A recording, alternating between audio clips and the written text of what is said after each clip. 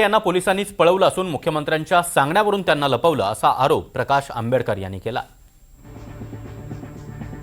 तर कोकाटे यांना पोलिसांनीच पळवलंय, मुख्यमंत्र्यांच्या सांगण्यावरून त्यांना लपवण्यात आलंय असा गंभीर आरोप प्रकाश आंबेडकर यांनी केला।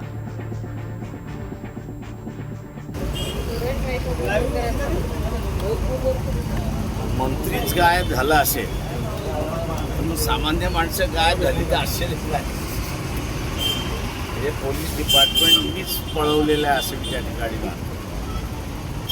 त्याला इतर कोणीच पळवलेलं नाही, तर पोलीस डिपार्टमेंटनीच पळवलेलं आहे आणि कोकाटेंना असणाऱ्या पोलिसांनीच लपवलेलं आहे आणि ते मुख्यमंत्र्यांच्या सांगण्यावरनं लपवलेलं आहे अशी परिस्थिती आहे। तर वंचित बहुजन आघाडीचे नेते प्रकाश आंबेडकर यांनी सरकारवर हा निशाणा साधलेला आहे।